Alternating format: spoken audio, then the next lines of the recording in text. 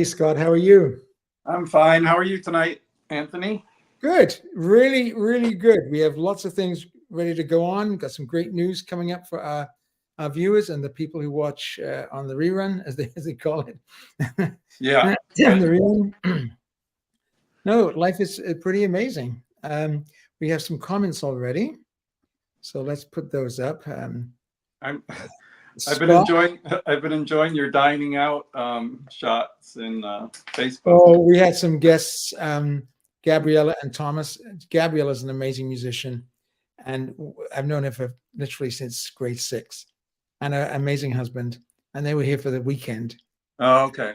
and it was just wonderful, and we loved it very much. And we there's one great restaurant in Victoria, just one. The other ones are okay, but the consistency is another thing here. And it's called Deep Cove Chalet, and it was wonderful. And what the photograph was their Grand Marnier souffle, which was just, I saw that. It looked good because it was incredible. Anyway, here's some questions. Hey, Scott, how are you? Scott Hughes. Anthony, I know you're a fan of Gilels. Have you heard his Tchaikovsky first with the CSO and Reiner? The ending of the slow movement is like the Brahms concerto with Heifetz and Reiner, the best. No, I have not seen it, but I would like to. And another one from Scott. Anthony, you said you like Morton Gould's music. He recorded the Spirituals for Orchestra with the CSO in Orchestra Hall in 1965 for RCA. Yeah. Oh, because we have, Scott and I have his Spirituals for Mercury, which is incredible. Yeah, I've got the RCA one there too. Of course you do. Morton Gould is a very underrated composer. Really good. I've played a lot of his stuff. It always lays beautifully. I mean, I've conducted some, but I've played a lot of it on the flute, and it always lays so beautifully orchestrated, like for the orchestra. And one more from Scott. I discovered a new work by Richard Strauss. It's the symphonic fantasy from Die Frau ohne Schatten, The Woman Without a Shadow. It's an opera that's many people love, but I've heard not as famous as the other ones. Premiered in 1947 with Dr. Carl Böhm. I heard the CSO with Baron Point. Very beautiful late Strauss. Great, Scott. I'll have a look. I'll look out for it. When people recommend stuff to me, I always have a listen. And from the great Joey Kalinicki. Go ahead, Scott. Hi, Scott. Great to hear from you. Hi, Joey. Thank you for joining again. It's always good to see you. Joey says hi, everybody. Another one with a fantastic name, Postal Playboy. I love that. Hey. Hey. And Alan says, good evening, music lovers. Isn't that wonderful? Good evening. Good evening, Alan. And Jack's here. Good, Jack. Where's Jack? Hi to Mr. Cranberry, too. Jack, we want to hear all about Savannah and your records that you bought. Excuse me, from Postal Playboy. This is, to Joey. Yeah, good classical records around Detroit. I have to go out to Ann Arbor to score. Oh, I love Ann Arbor. Oh, God. And Andrew from Oz says, greetings from foggy Canberra. Hi, Andrew. And Andrew, he ordered the Bowen Beethoven 6. He read my review, wrote some lovely comments. It's pretty amazing. It's very, very beautifully done. The remastering is so good.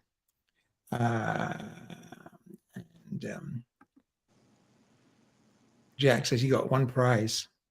So everybody, what I like is everybody is saying hello to each other in the macadamia gallery. Yeah. So here's something from Richard C.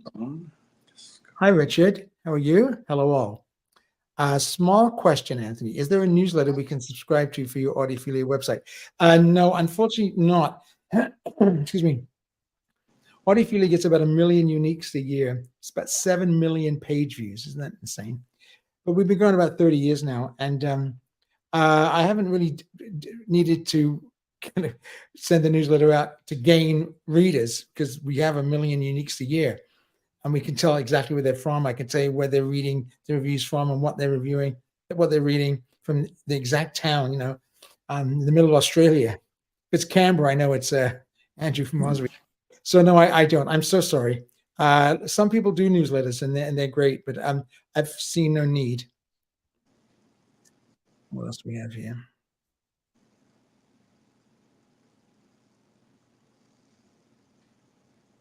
Hi, Daryl. Daryl Bullis. Hi, Daryl, and a lovely picture of you as well, Daryl. It sounds like I think you're new. Scott, do you think have you spoken to Daryl before? No. Why don't you read this one, Scott? I'll try. It's a little small. Hello, all of the new DG original source releases. The Ozawa Berlioz Symphonie Fantastique is the most stunning. They're all great, but that Berlioz release just stuns. Is it me? No, it's not just you, Daryl. Well, first of all, Daryl says yes, he's new here. So welcome, Daryl. So we're so glad you're here. Excuse me. Our audience is building, and when you hear the guests we're going to be having on over the next little while, I think we're going to be getting more people. But that Symphonie Fantastique is just a remarkable performance. I think, I mean, I know 100 performances. I played it lots of times, conducted it once or twice, I can't remember. And it's a remarkable piece. And that recording, I think the performance is the best. I mean, Ozawa is just so brilliant for that. You think Claudio would have a go at it as well, but he's not as good as Seiji on those pieces. And the Boston Symphony played the hell out of it, and the recording is remarkable. Now, the original was okay, typical Günther Hermann's, odd perspectives. But it's very interesting. By the way, thank you to those people who encouraged me and liked my comment. I don't ever respond to trolls, and I always just ignore them, delete them, inoculate them from YouTube. But once in a while, you get one, and I just thought he needed answering. So I answered him, and I got like 15 likes, thumbs up, and lovely comments from Andrew and other people. And so I really appreciate that because, he put words in my mouth about and the George Gramophone collection is the greatest of all time, and you don't know what the hell you're talking about, which is fine. I like differences of opinions, but he was wrong. Yeah, there's a way to deal with those people. Yeah. Click. Okay, this is Postal Playboy. Postal, I think you told us your name, and Jan's going to be very mad at me that I always remember Alan, of course. I'm going to pick up that Ozawa Fantastique as soon as it's reissued. I don't know how I missed it. It's really wonderful. I did a full review in Audiophilia. When I put it on, it's controlled. The timpani, Vic Firth, what are you going to say? He's the greatest timpanist of all time. And but sometimes in that like the Olson Sprax Zarathustra with Steinberg, it's Gilding the Lily. The recording, it just gets really boomy, but the timpani parts in that, and they're very important. In Symphonie Fantastique have done very well. And here is, out of the stage, our great friend, James Norris. How are you doing, Jim? Hey, I'm all right. Yes, I'm okay. I've got a bit of a cold this week, so apologies if I sound a little bit thick in the head. Okay. We're just talking with Postal Playboy, his name is Matthew. My producer, are you hearing this? Yeah, write that down, Jan. Jan, right? Postal is Matthew. I'll try to remember as well. So Daryl, we've got lots of great comments there. We love your comments. I did an AB with the original, and the new release just blows it out of the water. Jim, they're talking about the Symphonie Fantastique, the Berlioz, the Ozawa, the new remastering.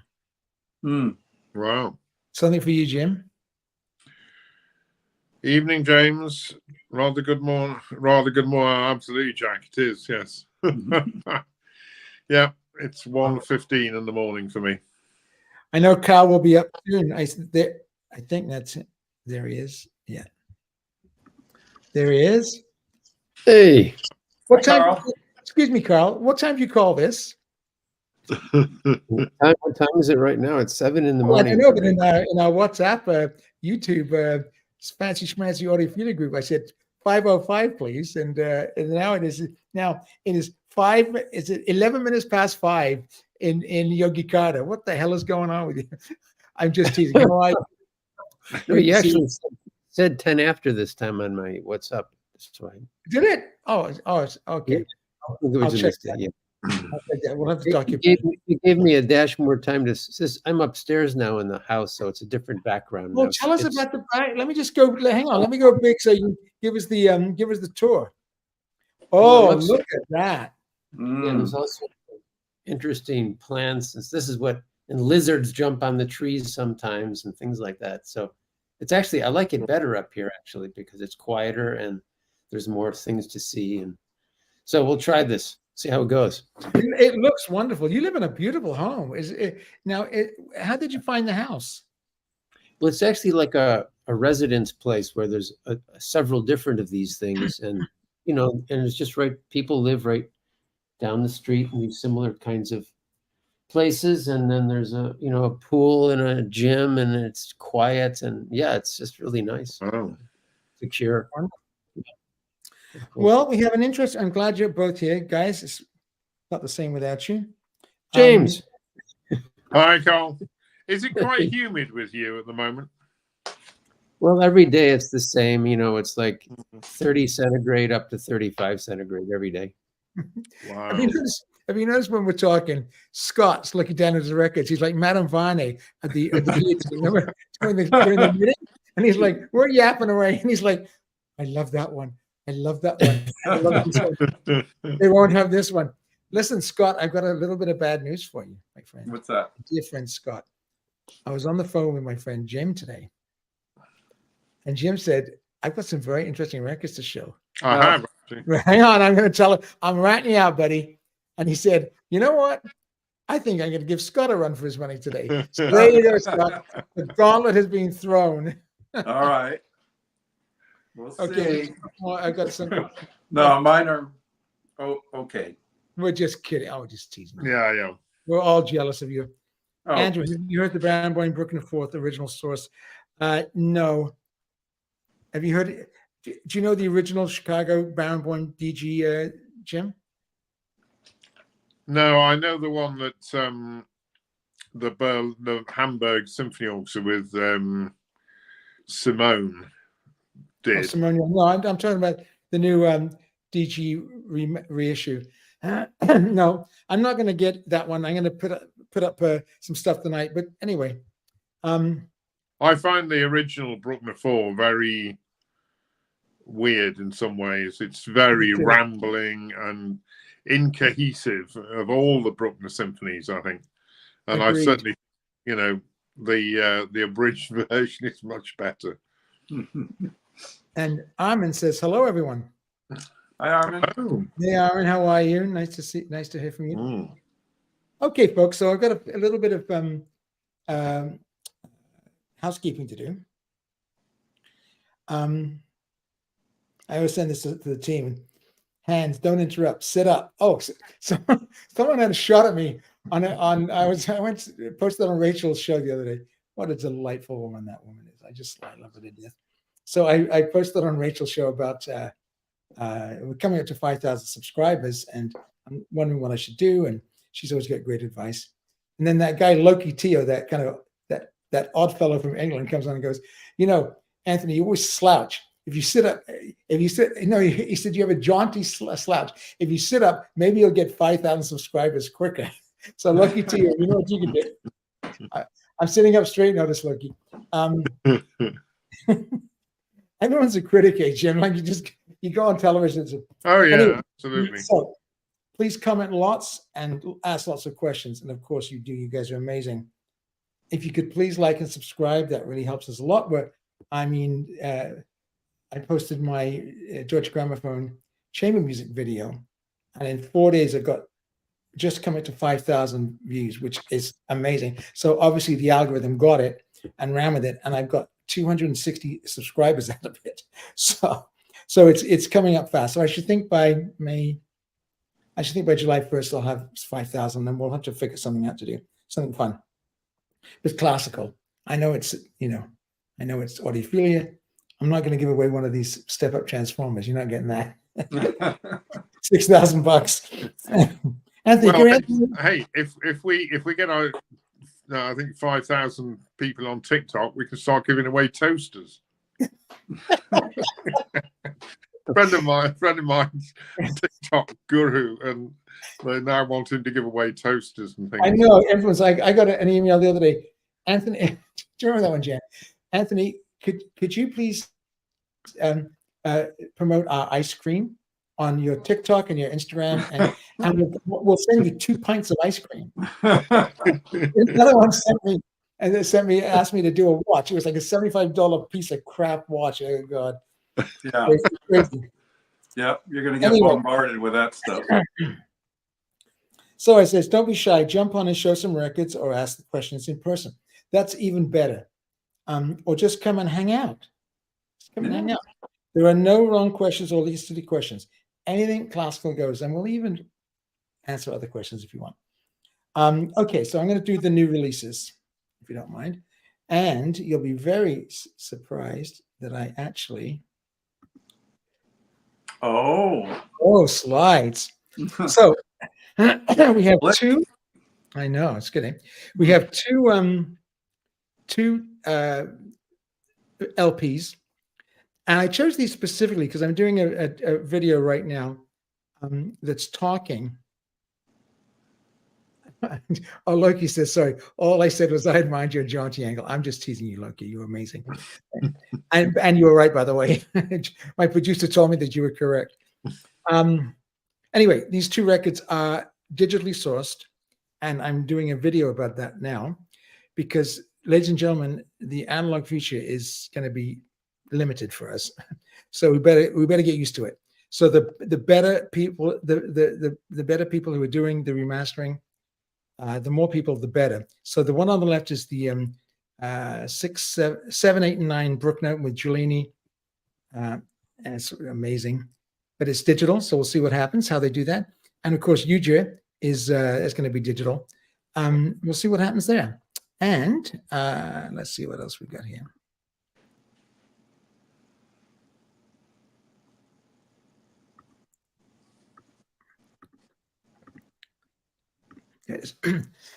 Excuse me. These are 2 CDs that I thought people would be interested in. Janine Jansen, and please, by all means, comment, guys, if you think so. Or in the peanut gallery, the Royal Circle. Janine Jansen, she's a wonderful Danish violinist, and Klaus Makler, you all know him. He's the one. These are the two of the records that he's been getting slagged off across the internet because he's a nice-looking man and he's talented. You know, who knew? Anyway, I've not heard that one, but I've and the Petrushka and Debussy Jeu and Prélude à l'après-midi d'une faune. Both of these orchestras are second-tier orchestras. They're fine orchestras. The Orchestra de Paris thinks it's the world's greatest orchestra. It's not. But anyhow, he's got a contract. He's doing some great records with them. So try and have a listen. Jim, do you remember we did Jeu with Brian Blackwood? And the hardest piece of music I've ever played, trying to put the damn thing together. It just doesn't work. Anyway, so check those out and see what you think. Okay. And I think that's it for that. Yeah, that's it for that. I'll remove that. Now, so that's vinyl, CD, and SAT. Oh no, I think I had some SACDs. Yeah, these are from Esoteric. These are from the previous set. Gustav Leonhardt playing the Goldberg on harpsichord. If that's your thing, it doesn't get much better. And of course, Monteur. Jim, have you heard that Monteur Brahms too? Yeah, it's very good. Monteur. He didn't record all the Brahms, did he? Unfortunately, and I think he recorded that about a year before he died or something. He was about 90 when he did it. But it's a lovely, wonderful recording. Yes, I think that's. And of course, you told me about his Beethoven 3 with the Concerto, which is remarkably good. So we've got a few questions, a few comments here. Joey wants a toaster. Even Jan's laughing. Optimus Tree Audio, who's my friend Max Geiger, who writes for Audiophile, a brilliant man. He's Octopus Tree's howdy from NorCal. He lives in Sonoma. And what else we got? Oh, Loki said, McKellar's work gets a very mixed reception, but his Sibelius 2 is fantastic. I've not heard it. It's nice to have a vote for that, Loki, because he's getting... and I'm not sure what you mean, Armin. Original Source is doing a box set. If it's the Bruckner, it is carry-ins. Half of it's digital, so. And Andrew from Oz says he's not impressed by Makela so far. Maybe he's better live. He's been okay. I mean, Jim and I both seen him kind of live on the internet, and he's fine. But he's tall, slim, good looking, and he's got a very stylish beat, and he's obviously a good musician. And some of these orchestras, they need people to bring in bums and seats. Scriber's had to tell him. Has anybody noticed, and this goes to the gallery as well, I've noticed now orchestras seem to have abandoned doing sort of subscription series. Every concert is now an event. They're letting Mahler 3 or, with a rapper in the first half. I mean, I don't see any of these orchestra prospectuses with sort of, book 6 concerts on our Tuesday subscription, and here every single thing is sort of an event. It must be very trying as an orchestra manager now to come up with new ideas to try and tempt people in on the... Yeah. I find it really strange, and it worries me, because are people only going because they think it's an event now, rather than, thinking of going to the symphony on a regular Tuesday every 2 weeks or something, which is what the orchestras need. They need those sort of people in there on the seats every couple of weeks or so. So I don't know. I'm interested to know how their business plans are working out now. Yeah, who knows? I mean, anyway, that's your lot as far as new releases are concerned. Now I've got something fun to talk to you about. As far as gear announcements are concerned, let me just get this. There we go. Here we go. So I wanted to follow up last week and first of all say thank you to Mike Levy from Alta Audio for being such a superb guest. We're going to be talking about our guests coming up, and I think you guys will be really pleased. And his Alta Audio Aphrodite, that's the one on the left, obviously, and they're $50,000 a pair, but they're exquisitely made. They're a lifetime speaker. But if you get a chance to hear them, Mike's really something, especially matching woofers with tweeters, ribbon tweeters, dynamic drivers and ribbon tweeters. So yes, definitely have a listen for that. And Angie posted from Munich, the Wadax. It's a high-end, very, very super high-end company from Spain. Excuse me. They do transport, and they do a DAC and a few other things. And I heard it in Angie's place with the Rockport Lyra speakers, and I've never heard digital like it. It's remarkable. Anyway, this is their one-box player. It's called the Studio Player with CD, and I think it's got a few other tricks. But it's $40,000. But if you get a chance to listen to that in some store, I think you guys will enjoy it. And if you can afford it, well, so. Lucky you. Now, so that's for the gear announcements. I have a question for the audience, and also for the people who watch it on the rerun. And we get 500, 600, 700 people watching on the rerun. By all means, please comment, and we'll answer your questions. If you have a question for the live show, we'll put it on. What is the most memorable classical concert you've attended? Orchestra, solo, chamber, or opera? Doesn't matter. Jim and I have had thousands, so we can't reach. Actually, I can't say one. If I just can think one off my head, top of my head, in a god-awful hall, Thompson Hall in Toronto, Vienna Philharmonic, Claudio Bardo, Bruckner 4, with my brother and my dad. It was remarkably good. What about you, Jim? If you can just think of one off the top of your head. Right, one would have to be Bruckner 7, the Vienna Philharmonic, and Riccardo Muti in the Festival Hall about 15 years ago. Isn't that incredible? Both Bruckner, both Vienna Phil, both great conductors. They managed to make the Festival Hall actually sound like a resonating string.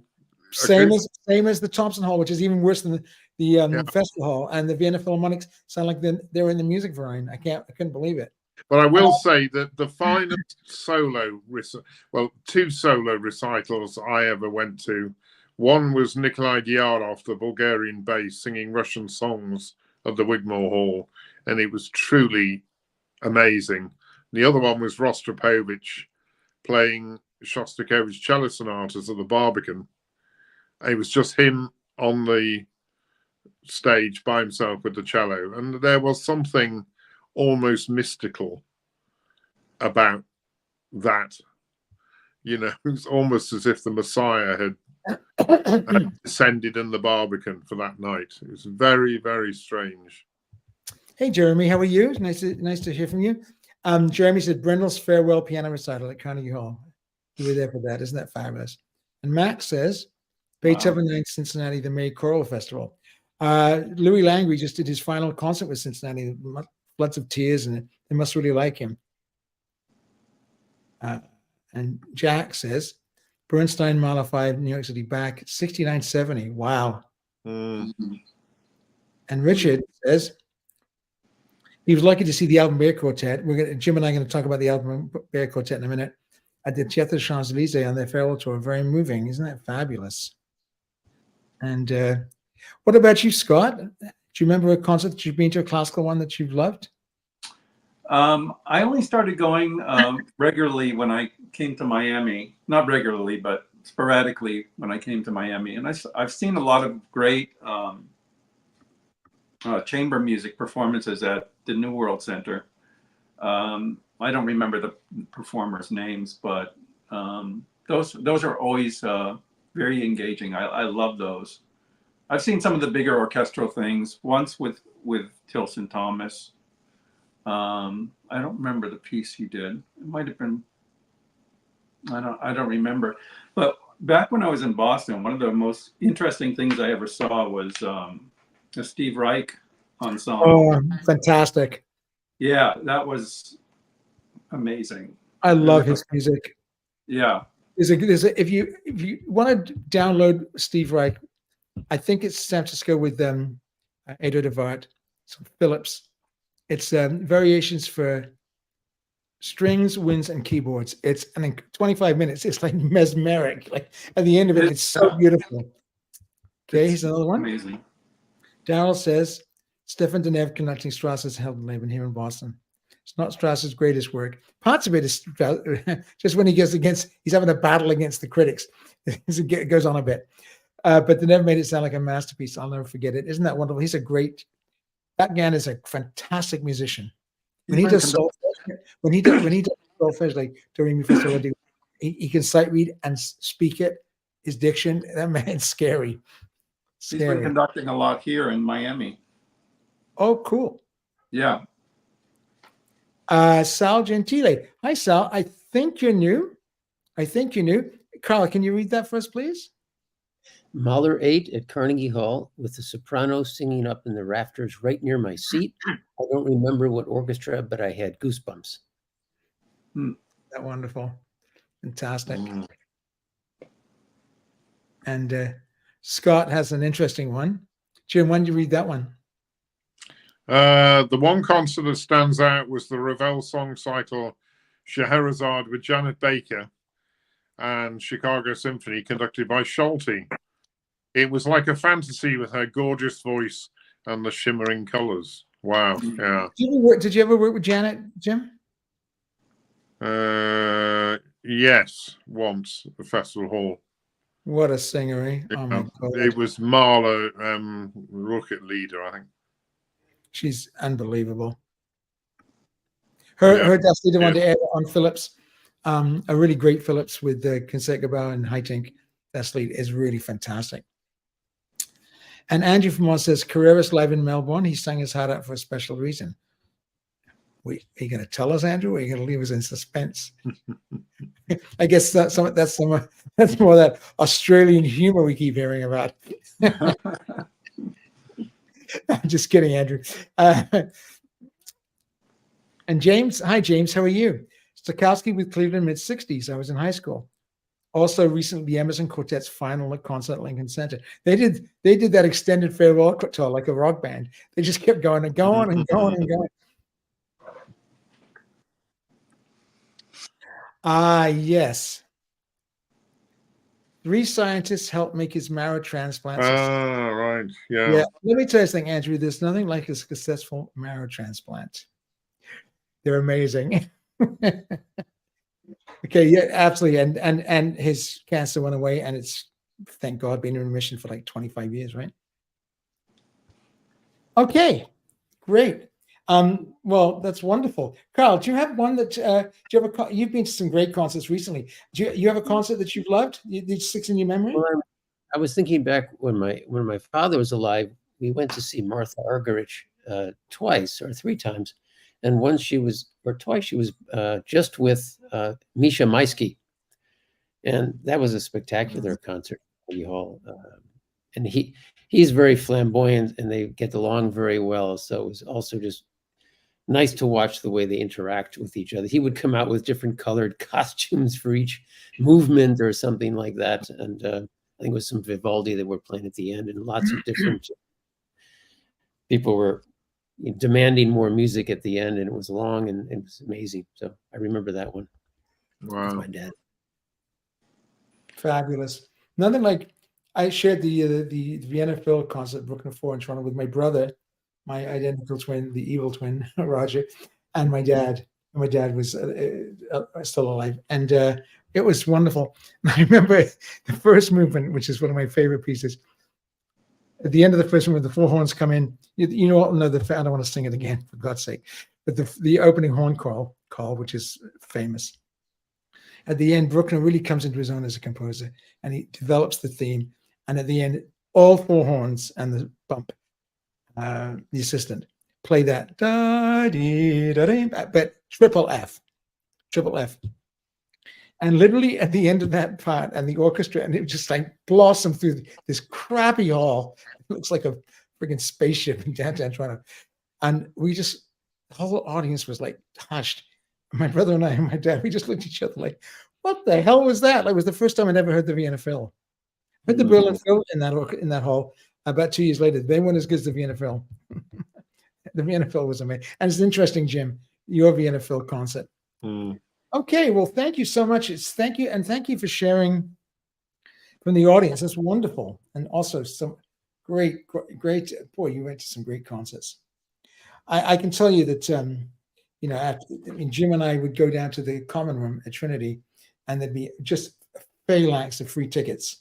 The opera, English National Opera, Royal Opera House, 5 symphony orchestras, and Wigmore Hall Chamber Music just around the corner. And so we went to 3 or 4 concerts a week, which meant we had 3 or 4 curries a week. Hence putting on 20 pounds over the first year. Okay, I have a question for everybody. And this originated from Angie. And she just brought it up. She wasn't being critical of anybody or anything. She just mentioned that sometimes, Jim and I are professional musicians, and sometimes, we're very passionate about things, and we sometimes go into the weeds a little bit. We try not to. And I think one of the things we're trying to do here is be open to everybody. I don't think we've ever laughed at a question. If somebody said, what's the best version of the 4 seasons, we're not going to just, no, we can't, of course, we're going to answer everything, and happy to, and love those questions. We want people to have a lifelong love of classical music. And if you're just getting into it and we can help you on your way, even better. We need more people. So if you think we're too many, some people said Jim and I should talk about our training every week. And then some people said, it's too much. And some people said it's not enough. So just let us know how we're doing as far as answering your questions is concerned. Make sure that we're either too detailed, or not detailed enough. Yeah, we can't please. This is the internet. We can't please everybody all the time. No, you can't. Okay, so Jim, when your lovely, lovely significant other, who's, can you tell me what she mentioned last? We were talking about Beth Levin, was such a fantastic guest, right? And so Clara had Jan, Carl, who's always got an opinion about something, Carl, and Jan really mentions, and I think Scott mentioned as well. What did she think? Well, she thought that she was a lovely, bubbly guest, and that she really sort of gave the whole show a sort of fizz, which, and she said it was nice hearing somebody like a guest talking about, where she trained, and also she's got records out so people can actually buy the records and things. And she said she was very, very interesting, very bubbly, and very positive. And she thinks we should have more people like that on. I completely believe. I've got some. I've got to read this one. This is nearly as good as the Smothers Brothers. Okay, we got. This is from Andrew Moss. I think this is a compliment. I love your orchestra stories when relevant. Fabulous. That's fabulous. I'm just kidding. That's great, Andrew. Thanks. Granbury Sauce, you're all doing great. No complaints. We weren't asking for, a pat on the back, but just basically just to make sure we're looking after everybody. You guys are great. Thank you. And oh my goodness, all good for me. I love the show. Now, Andrew Moss, could you please read that question? By all means, continue sharing your stories about your career. I'm just kidding. You're absolutely right, Andrew. You can't blather on too much. You guys are great. I don't understand half what you're saying, but I hear it. Okay, Matthew. That's Matthew. Matthew. With that cool name, who the hell cares what about it? It's all about you. I'll tell you, I've got a story for the week if you're interested. I don't think I've told this one. Please tell us a story. Okay. Many, many years ago, I was rehearsing John McCabe, Chagall Windows. Oh, great piece. Really good piece. We had the great pleasure of actually being able to go to Israel and play the Chagall Windows in the Hadassah Medical Center where they're installed. But it was a Friday afternoon. It was rainy and drizzly, and the conductor, who will be nameless, but was quite a well-known conductor, kept saying on the John McCabe, "Oh well, we'll deal with that tomorrow when the composer comes tomorrow afternoon." So there was a little old lady who used to sit in the back of the second violins, who was a little bit deaf, and she used to have a footstool that she put her feet on. And she used to sit there like, Miss Marple, sort of with a violin. And she would, she would sit there. And all of a sudden, the conductor said, and now, all he said all afternoon through this McCabe piece was, "Oh, the composer will come tomorrow, we'll sort it out." He then said, "Now then, ladies and gentlemen, let's look at Brahms 2. And just before the downbeat was this little voice in the back saying, "I wish Brahms was coming tomorrow afternoon." Of which the whole orchestra completely collapsed, And the conductor, who was a bit deaf because he was a bit old, he didn't hear this. He was like, "Oh, what's going on?" And I'll one other little story with this old lady, because I was telling somebody the other day. We used to say to her, "Is it really comfortable having that little footstool?" And she said, "Yes." She said, "Sir Edward Elgar always admired my stools." We just looked at her, "Oh, right, okay." So anyway, great story, James. And Daryl says hilarious. Andrew, bless his heart. We love you, Andrew. I have to maintain my Aussie humor. You keep going, Andrew. It's amazing. Alan says, It's good that you don't insert politics, and any gossip is non-malicious. Yeah, there's, like I said, there's only one or two people on the internet who really get really nasty, and it always curls my skin. I just so we trying to do that. And politics, aren't you all done with politics anyway? Even when you were in politics, aren't you now done with it? I mean, I just can't stand it anymore. So yeah, don't bring it up here. And Jack, and I'll send a link up in a sec, Jack. You do a great job. Thanks, Jack. And I'm lucky because I've got these guys. And, oh, that's Postal's already.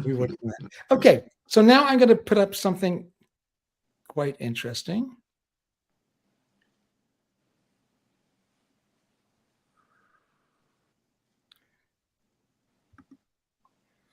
Thank you.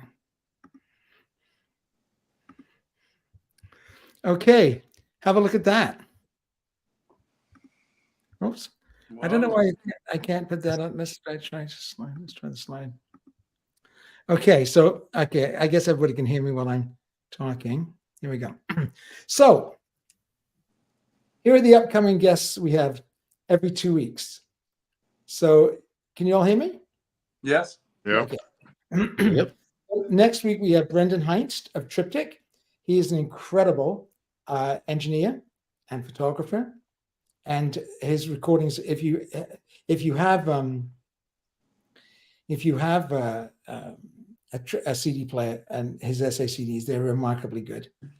And also his vinyl. He's got 3 or 4 vinyl out, and they're just incredible. And I'm actually working on getting Nicholas Van Puker on as well. So here we have. So that's Brendan Heinz. That's next Wednesday.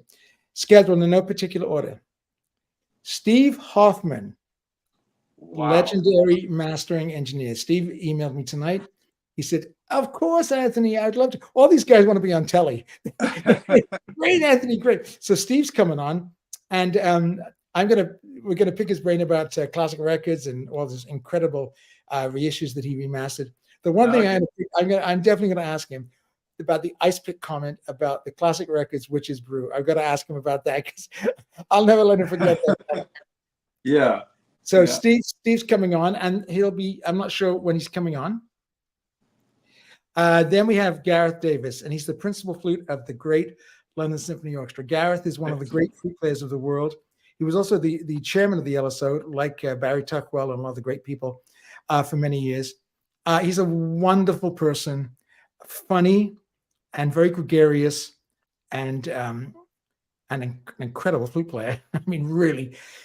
Excuse me. And he's been an incredible flute player for many, many years, for about 24 years in the LSO. And before that, he was in the Borden Symphony. And he's got some interesting stories because, he went to Guildhall, but he only played one concert at the Guildhall, and he played a few auditions, and it wasn't going well. And then it just, all of a sudden, everything took off, and he got Borden Symphony and then the LSO. So he'll have some great questions. Then a great friend of myself and Jim, Thomas Bowes, international concert violinist and recording artist. If you want to have a look at and listen to Tom, just type in Tom Bowes in Apple Music or wherever you listen, and listen to his Isaïe violin sonatas, his Bach solo violin sonatas, his Walton violin concerto, which is incredible. So Tom's coming on. He's done film scores, and he did Interstellar and a load of other film scores. But he was in the London Philharmonic when who was the famous conductor of the London Philharmonic, did all the Mahler famous Tenstedt. So he's coming on. It'll be great. Joey, I'm working on a cellist for you. So I know she's going to come on, but fingers crossed. And then we have Dr. Mark Berry. He's from the University of London. He's a musicologist and historian, and also a fine musician. He's the author of books on Wagner and Schoenberg, and he's author of the blog Boulezi, and he's an amazing musical mind. And this list is going to be, write down your questions ahead of time, and we'll let you know every 2 weeks who's going to be on next. And then John DeVore said yesterday, owner and designer of Superior Loudspeakers, DeVore Fidelity. John is one of those. He's got that great aesthetic. He was in where is it? Munich last week. He was playing records, of course, with his incredible speakers, but he was playing 78s and monos, and making them sound amazing. So John's coming on. And of course, Jerome Saba, who's a jazz artist, but a recording artist, but founder of a new record company called Analog Tone Factory. Great. What a roster. That's good. So isn't that wonderful? Fabulous. Yeah. Yeah. It's wonderful. Amazing. So yeah, I think I don't know when they're going to be on, but I know it's going to be every 2 weeks. But Brendan is going to be on this week, and Brendan is married to Maya Friedman, the cellist. She's remarkably good, and I'll have some of the records to show you next week. The CDs, one of her CDs, a solo CD. She's a singer as well. She's like who's that? Is it Kate Bush, the singer? Yeah, she sings like Kate Bush. She plays the cello like Rostropovich. She's an incredibly talented woman, and Wow. yeah. So we'll do. We'll hopefully Maya will come on, and I've got a couple of other special guests. So that was because of Jan and Clara and Carl and Scott. So I thought to myself, hey, I have a lot of friends in the music business. By the way, Jim, so do you. If you got somebody, Jim and I were talking about getting Simon on, but it's some of these conductors. They I don't think Simon's like this in real life, but they're kind of inoculated from saying anything, in the slightest bit controversial. Well, they have to be careful because, I mean, certainly in the UK, people are just waiting to jump on them and try and politicize them, and that they won't quite rightly, they won't play ball with it now. I mean, they've got wise to the British press, and so yeah. Okay, Yeah. here's some comments. Okay, Jim, read Andrew. This is more of that Aussie humor. Go ahead. Will Tom Bowes be telling viola jokes? I'm sure he will. He'll have a few. I'll tell you what, we should try and get Tim Bolton on. Yeah. What, is he a violist? One of violist? Yeah, you remember Look, Tim. we got a flute player, one a cellist. We got one of the world's greatest engineering, remastering engineers. Yeah, viola too. Yeah. Okay, Jim. I want to get a conductor other than me and Jim. Now, one day, guys, if you ask us nicely enough, we'll tell you the Messiah story. That's a good one. Yeah, but that has to be. The producer is laughing just thinking about it. Okay, that's a good one. Yeah. Well, yeah. Okay, so let me we've got a lot of questions here. Saba is a great player. He sure is. His last record, I've already put on the Audiophile Dream list. His first record was really good. 3 years later, his second record knocked it out of the park. And a wonderful man. He's incredible. You like his playing? Oh, I got to see him play in the studio. Tell us the story, Carl. Yeah, I was invited to go see that. They were showing off some speakers, but the interesting thing was that in the studio, which is remarkable, he played live with 2 others, and I have never heard anything with that sort of space sound like that. Afterwards, when they were showing off the speakers, you'd say, "No, that doesn't work." Yeah. Unbelievable. And then we got to meet him and talk to him, and I spent time chatting with him, and yeah, it was a wonderful, wonderful time in Midtown Manhattan. Here comes the comment. Listen, when all these guests that come on, I'm going to tell you right now, you all have to be on your best behavior. Okay, I've only had one comment. Remember the guy said, "Hey, Mr. Sexy," that was his name. Yeah, what's his name, Jen? Yeah, Jen remembers it, Dr. Sexy, because he insulted her husband. He said, "Hey, Anthony, you stop moving your hands." Hilarious. I've never banned anyone, but hey, everyone's a critic. James says, super, let's love to hear about musicians' recording experiences and their favorite recordings. I love this already. Matthew Hoffman, you mean Mr. Hoffman to you. Hoffman will come on and tell us our original source records sound like crap. You watch. That's okay. He's allowed. There's nothing wrong with that. I'm just, like I said, I'm going to have a go at him. No, of course not. I'm going to ask him why he thinks the classic records, Mr. Grunman's is so bad. I love it. I mean, it's bright. There's no doubt about it. It is bright. And Tom Pivot says, good work, you guys. Thank you.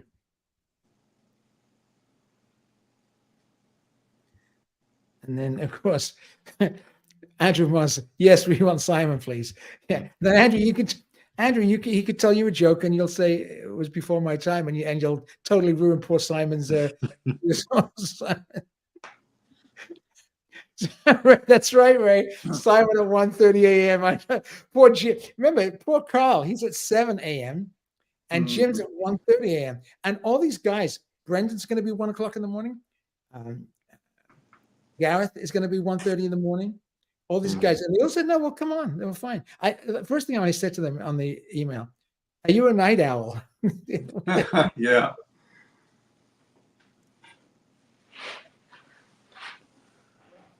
I think he's talking about Jerome Zanotti file. Sure is.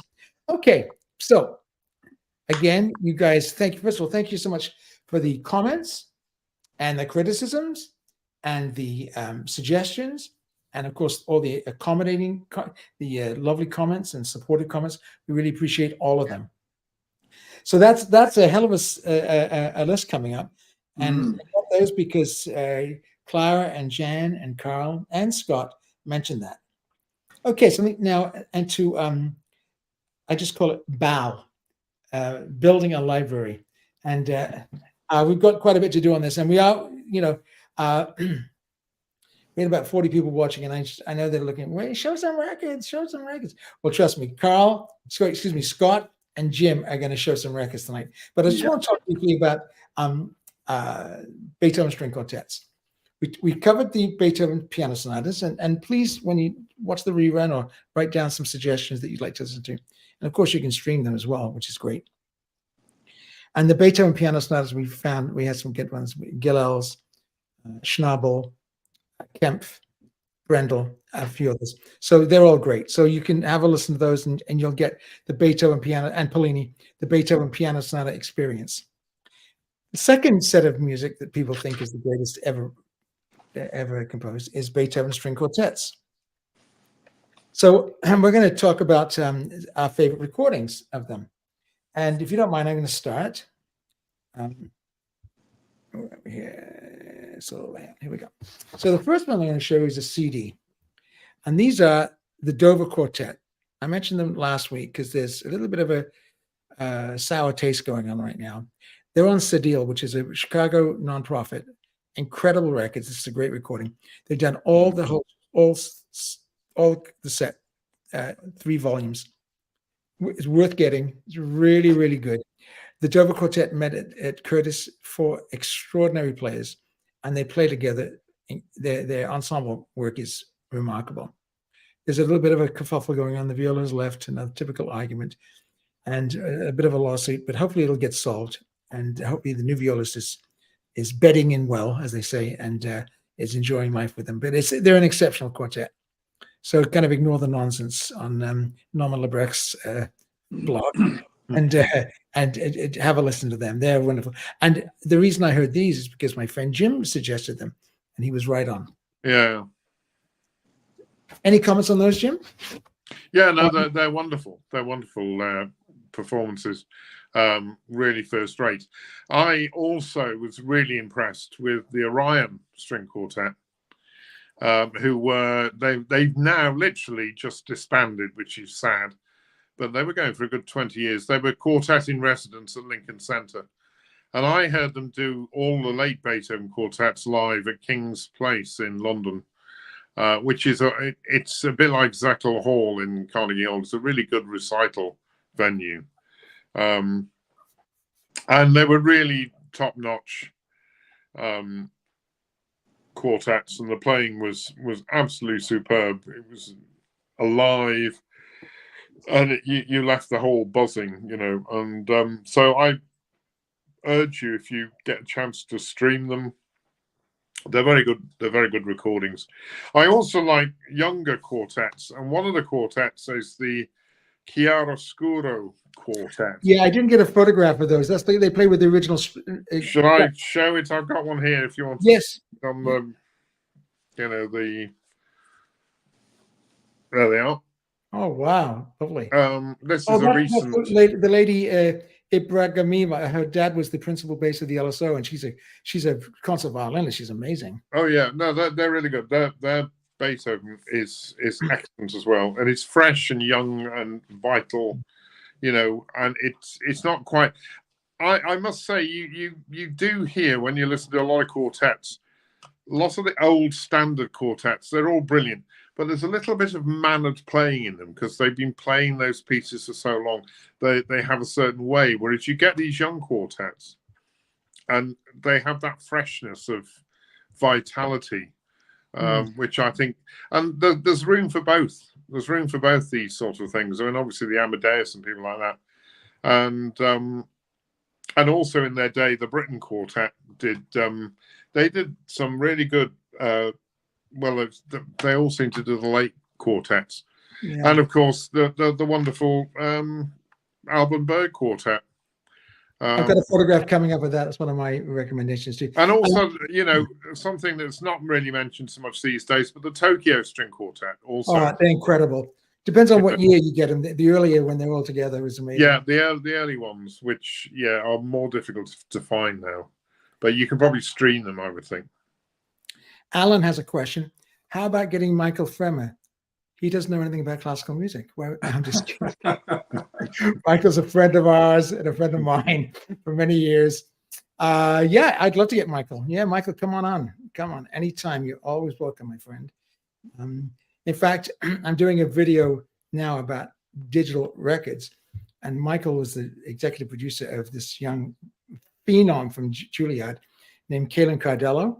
And Michael was, of course, recognized as great talent, and this kid is incredible. And they got a recording. It's fully digital, but mastered by Bob Ludwig. The remastering makes a difference, and it's a fantastic record. Also made my dream list because it's so good. Yes, we love Michael, and we'd love to have him on. Okay, I'm going to go just big one more time and finish my record. Yeah. Now, as far as vinyl is concerned, I've got a couple coming up, but these are absolutely wonderful. These are on Philips. $20, maybe $15 on Discogs. The late quartets and the Gross Fugue, which is kind of a snoozer, but the Quartetto Italiano, wonderful, wonderful, wonderful. And I think it's that. Yeah, it's there, Philips.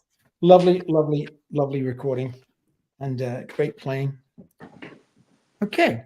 And Carl, let's go back to the Brentano. Okay, so. Sure.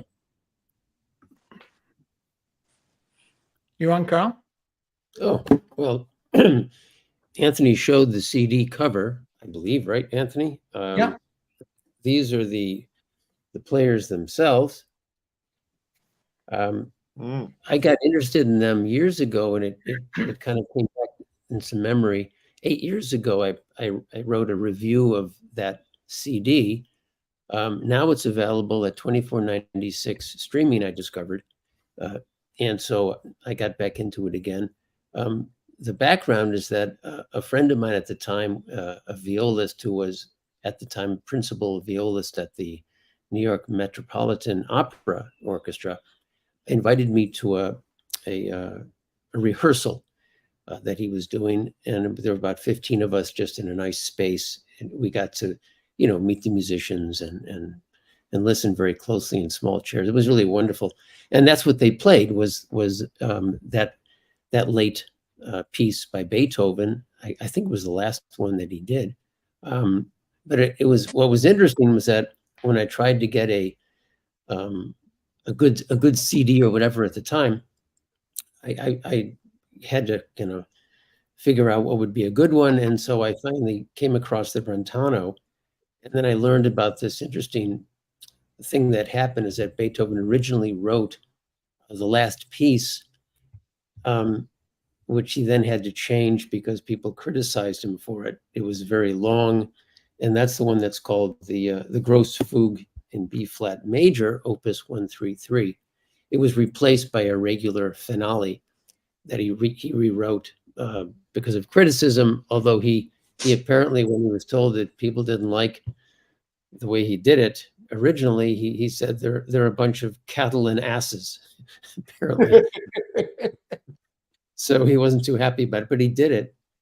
So this particular CD actually does both. So it does the entire piece, and the finale that he redid is really the last piece. But then as a second piece, there's the Grosse Fugue in B flat major, Opus 133, all by itself. So all of that is in this piece, and again, it's available now at 24.96 on Qobuz lossless FLAC. So I loved it at the time, and I listened to it again, and I think it's wonderful. There's the picture on the right. Yeah, they took over from the Tokyo String Quartet as in-residence quartet at Princeton University, and they're still there now. Wow. Fabulous. Thank you so much, Carl. So there's a lot of quartets. You can go for the Amadeus on vinyl. I think my number one, though, and I think Jim's, is the Alban Berg Quartet on Warner now. Not the live one. The live one is incredible. Probably the second best. But their earlier studio one done at the Mozart Saal in Salzburg sold a million copies for a set of Beethoven string quartets. Yeah. Good, Carl. Anthony, is it true that this last string quartet that I mentioned, is it really the last thing that Beethoven wrote before he died? Because it looks like he died shortly after this. Jim would know that better than me. I'm not sure. I know that it's a 14 in C sharp minor. Everyone oohs and ahs over it. I always find a bit of a snoozer, but I don't know. Was it Jim? I think I'm not sure. Was the Grosse Fugue the last quartet piece he actually wrote? That's what I'm thinking. This Grosse Fugue, yeah. I think the Grosse Fugue is the last thing, and yeah. it is actually. I mean, it's one of the most profound pieces, because I interestingly enough, the Orion Quartet played it after they'd done the Opus 131, which is quite groundbreaking of its time.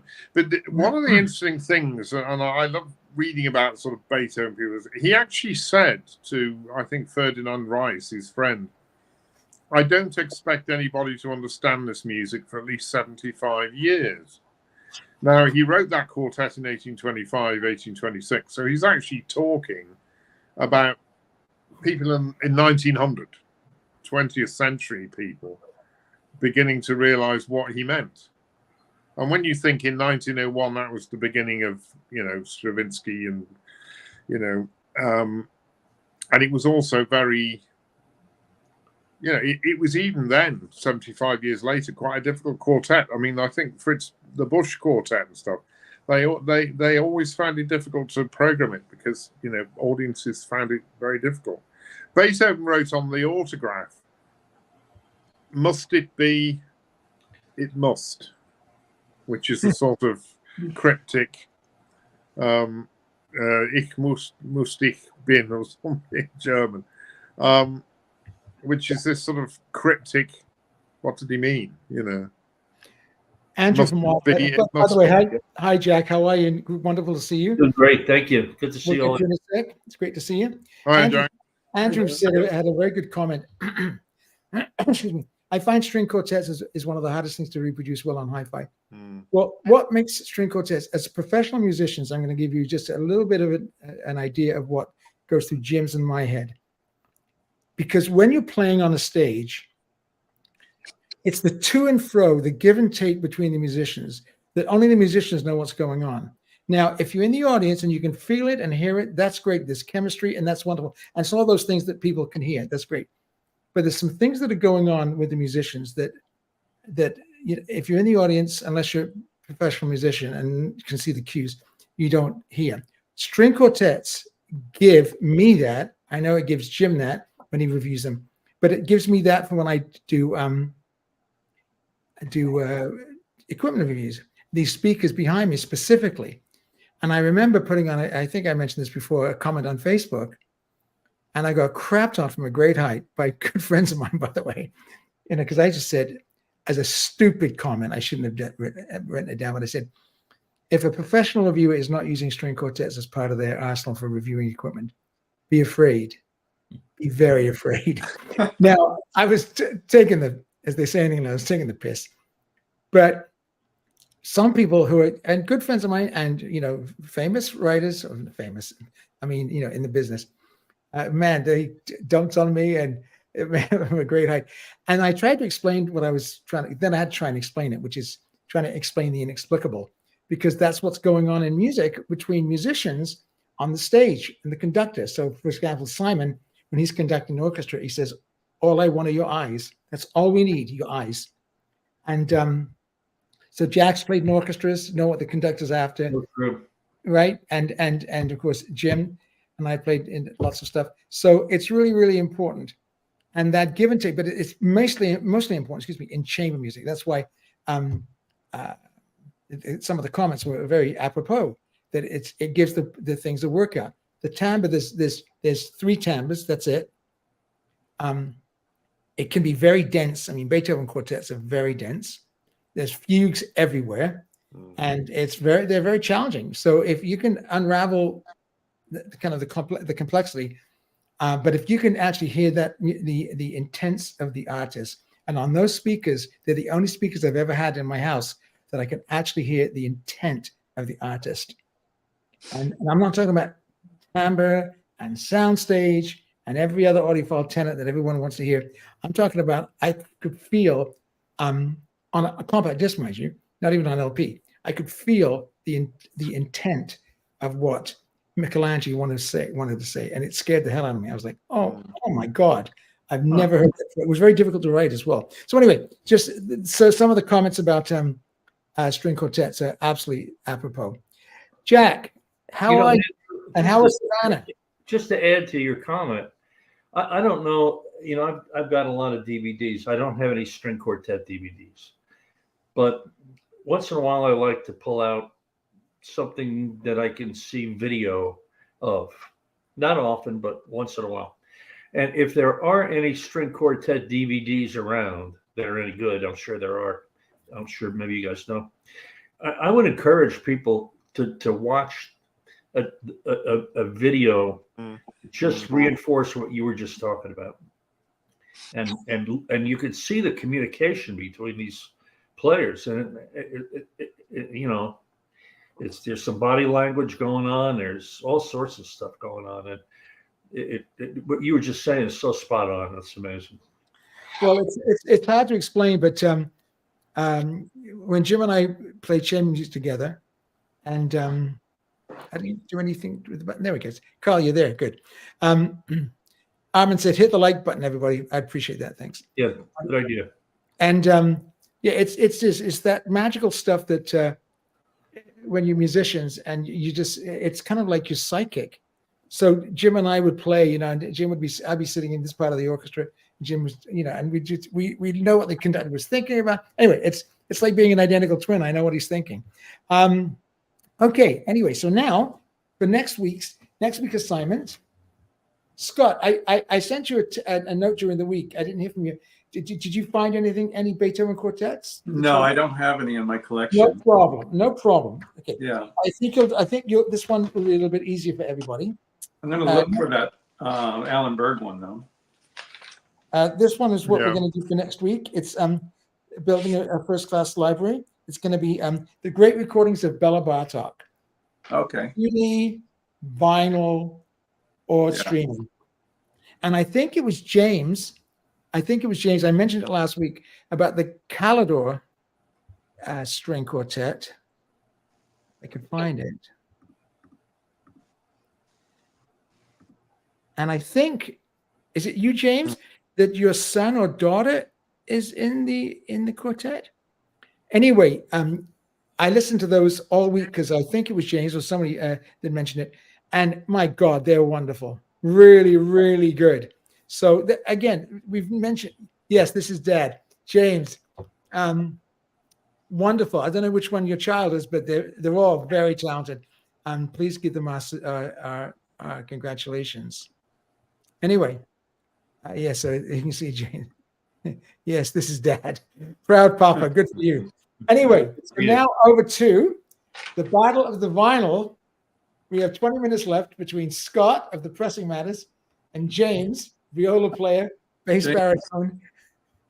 James goes first. Oh, you know what, Scott? That's pretty crappy, Scott. Why? I'm telling the producer. James, That's okay. It's like, James, you go first. okay, I'll go first if you like. Okay, here we go. Right. Okay. Well, they're all historical ones, but and actually, I wanted to ask Scott what he knows about these. The first one is a CBS mono from about 1966. It's Rudolf Serkin playing Max Reger's Concerto for Piano and Orchestra with the Philadelphia and Eugene Ormandy. Now, I never heard of this piece before I found this record the other day. It's actually in perfect mint condition. It's a lovely record. And it's a really nice cover. Yeah. And the other one on the same vein is another CBS classics, and it's the Cleveland Orchestra with Lois Lane doing Mendelssohn First Symphony and Schubert Symphony No. 1. Again, a very interesting coupling that I'd never seen before. Jim, Jim, I think you mean Louis Lane. Lois Lane was with somebody else. Oh, I thought it was. I thought she was moonlighting as with Superman. With Superman, I thought, oh right, okay, oh right. It's 2 o'clock in the morning. Give him a break. I know. I'm not very good at foreign pronunciation. I'm just teasing, Jim. Right now, the next two are Everest. Okay. Remember Everest 35? Yes. Now, I've never seen this one either. It's stereo, and it's Hindemith Symphony in E flat with Sir Adrian Boult and the London Philharmonic. Oh, wow. Now, that has got to be one of the rarest. I can get it out and show you if you like. You can't see Scott right now, but he's got his head in it. He's got his head in his hands, and he's got a little tear on it. Yeah, that's beautiful record. And then something that we've talked about before, and I've got it, which I think is Boult's recording of Marlowe 1 on Everest. Oh yeah. Oh, that's good, but there's some pitch problems on that and on the original tape. I mean, really horrendous. Like, all of a sudden in the middle of the first movement to change his key, I'm like, what the hell's going on? I know. The interesting thing with this is I bought this in a shop years and years ago, and I suddenly found it this week. But a friend of mine, I bought a different copy for him, and it's not a patch on the sound of this original Everest, because this I know is an original one. Just pull back a bit, Jim, so we can see it. There we go. That's it. Oh, perfect. Could I see the label? Yeah. Scott's gonna go, I've got that. No. Well, I do, but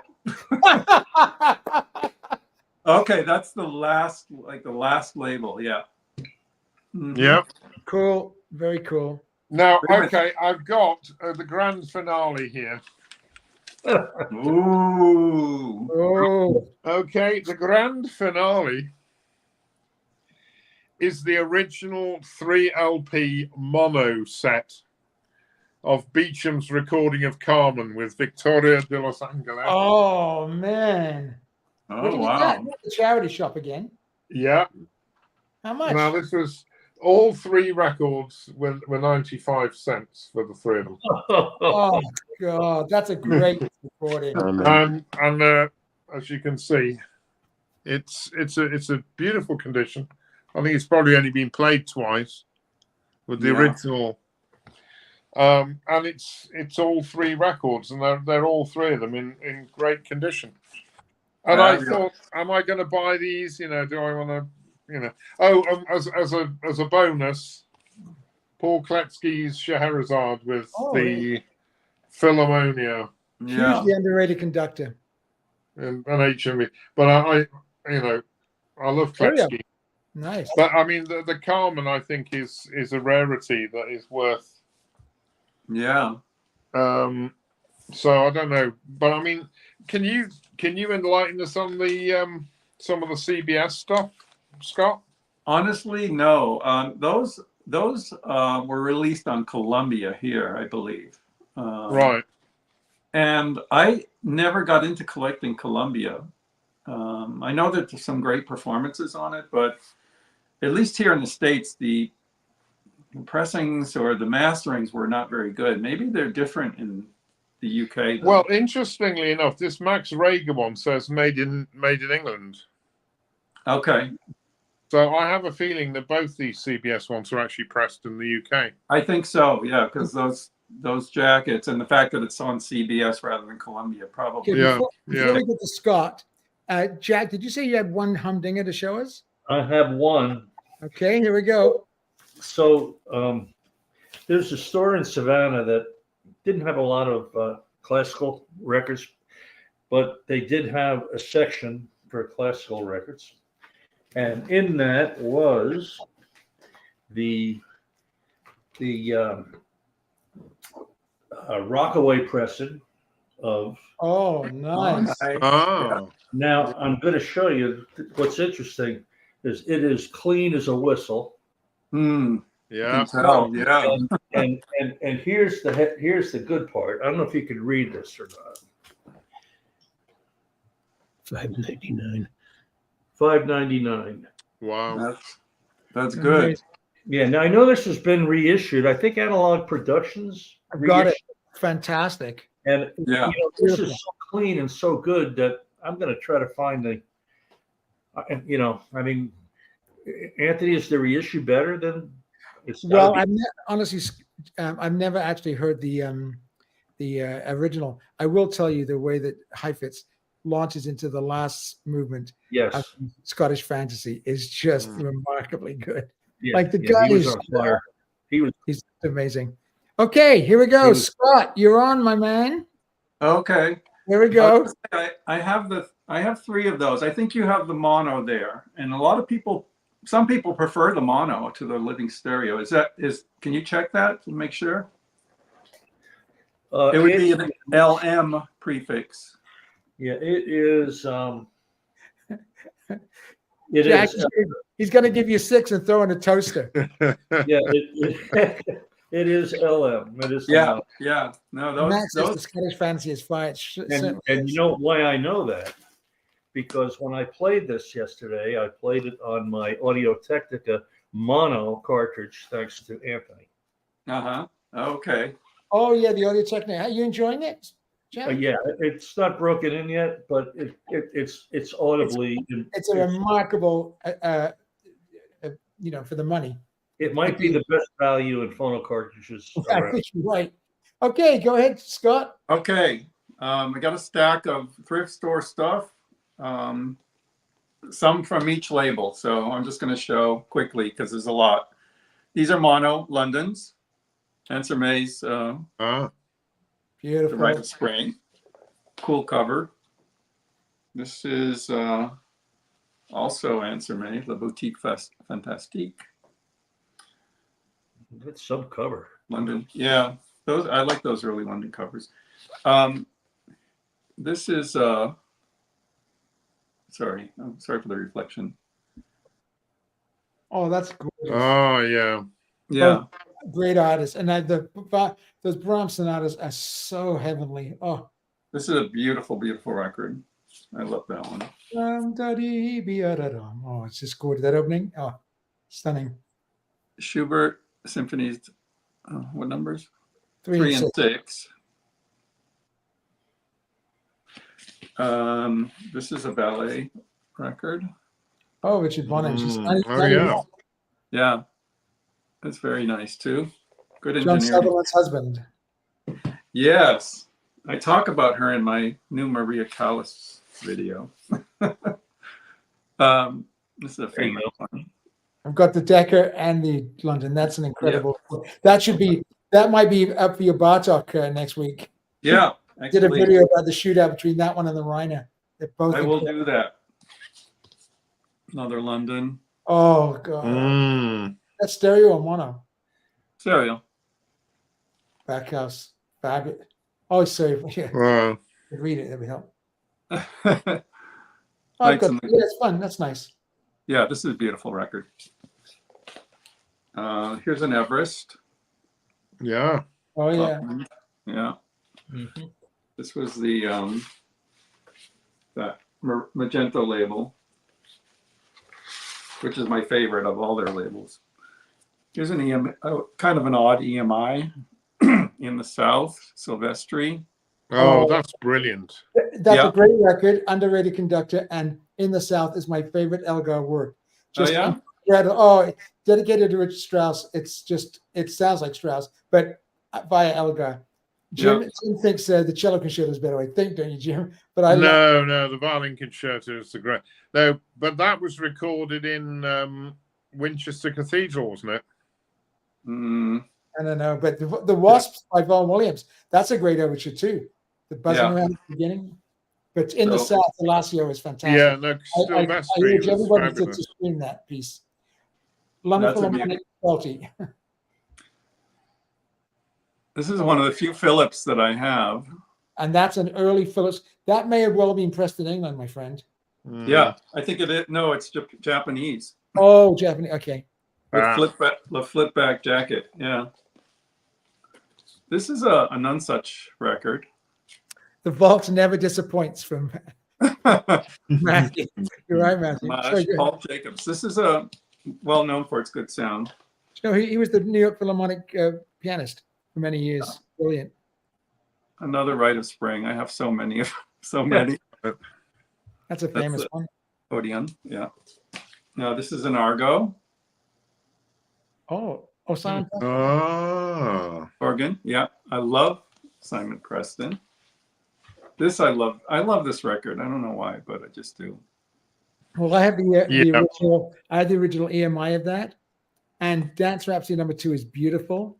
The whole. Can I just see the cover for a second? Yeah. So pretty. Florida Suite. Oh, beautiful.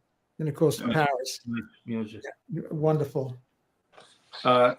Here's another Everest. This is an early one with a silver back and the blue Yeah, lace. that's some of the playing. That's a little dicey. Yeah. A lot of those early ones are. This is a Phase 4, Dorati. Right.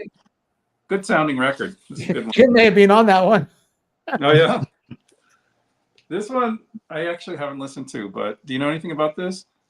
Well, Pretorius is great medieval composer and dance music. It'll be, da dum dum da dum dum da da dum bum bum with drums and But it'll, Pretorius is a fine composer. Here's a Decca Ace of Diamonds, Pomp and Circumstance March, and Things to Come. Things List. to Come is fun, but Oh, wow. Yeah. I conductor play that damn piece one more time. I'll spit up. A Mercury that I found There back you go. there. Oh, he's bringing it. Jim, he's bringing out the Carmen Throwdown. You got another minute? I got like 4 more. Yeah, of course. Okay. Scott, This is a late- you're the boss. You just say when you finish, no problem. Oh, Telak, yeah. A late Talark. That was Beth's teacher, Rudolf Serkin. Oh yeah. Mm. And we talked about Ozawa. Yeah. This is a digital recording on Erato. Yeah. Yeah. Isn't she Messiaen's wife? I'm not sure. I get confused between those two ladies. No, Jean Loriot. Yeah, was- L'Oreal. Sorry, yeah. She was his wife, wasn't she? Great. And the That last was his girlfriend. two, I'm a Rubinstein fan. This is Yeah. Bach. Diana Groove. I don't care. I know you don't. Try that with a waltz in one. It'll drive you from the room. And this is, I love that's this too. Incredible. Thank you. Yeah. This is, Have I told you the Rubinstein story in Liverpool? Tell us. no. About 1973, Rubinstein came to Liverpool to give a piano recital, and he got off the train at Lime Street, like you do at Grand Central or whatever. There was nobody to meet him, so he picked his. And in those days, a row was the same. he'd pick his suitcase up and walk to the Philharmonic Hall.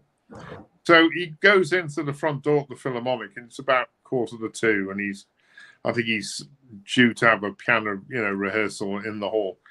And there's nobody there except a sort of a char lady, with her curlers in and with her Hoover on. And vacuum cleaner for everybody else.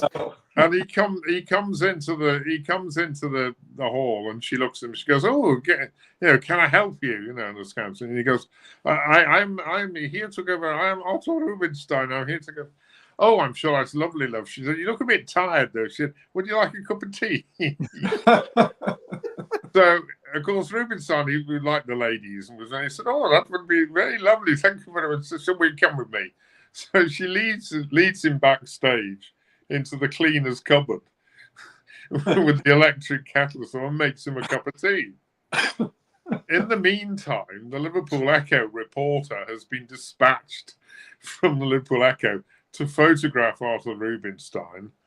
And he comes into the hall and says, "Oh, I'm here to photograph Mr. Rubinstein." He goes, "Oh, yeah, he's probably backstage with Phyllis and Brenda, They take him backstage, and there's Rubinstein surrounded by all the cleaners in the Philharmonic with the mops and the detergent with his cup of tea, And the guy says, "Oh, would you like to go onto the stage and I'll photograph you?" And he says, No, you can photograph me here with Phyllis and Brenda and Julie. It's much more fun.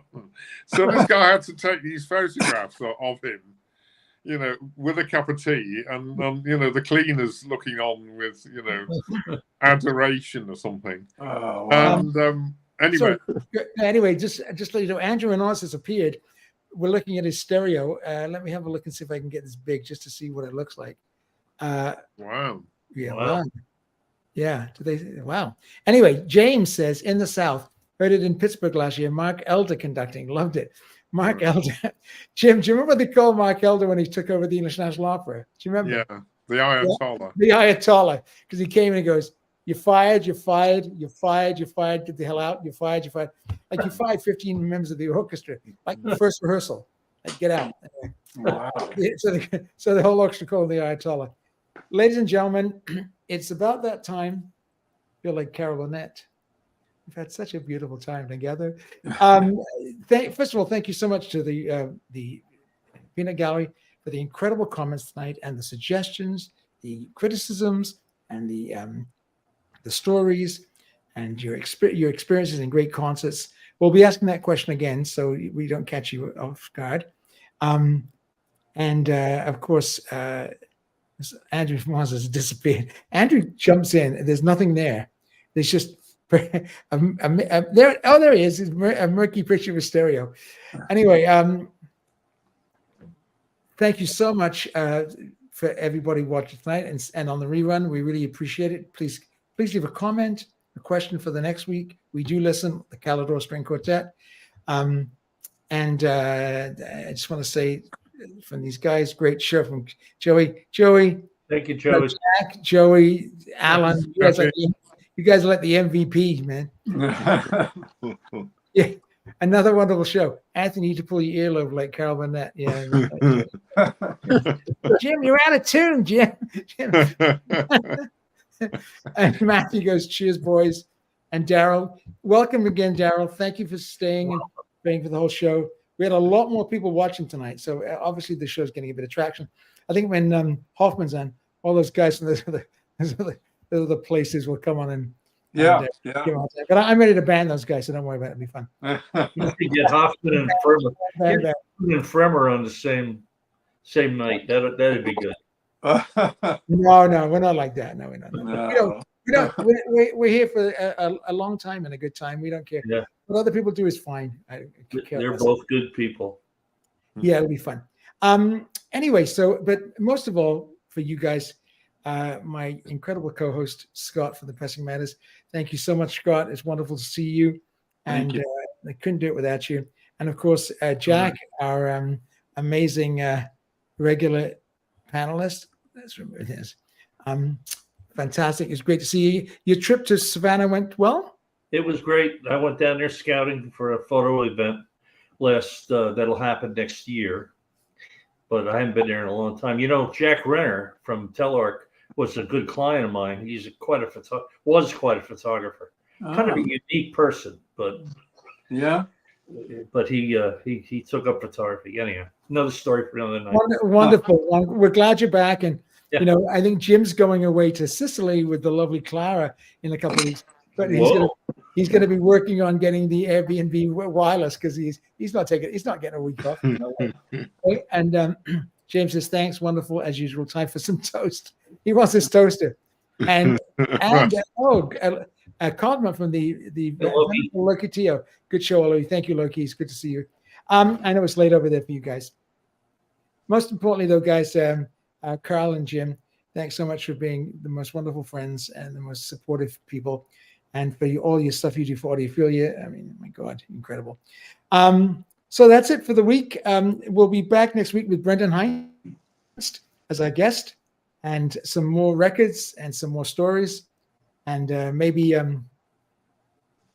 the Messiah story one day. We'll do it on a New Year's Eve. We get drunk and tell. No, I think we have to do that as the Christmas special. Christmas special, yeah. They do in BBC. New Year's is on a Wednesday this year. There we go. Oh, okay. Still early in here tonight. Thomas and Beers. Thanks, Joel. Thanks. Okay, folks. Have a great night, everybody. See you very soon. Thank you so much. Thank you, guys. Bye. Bye. Bye.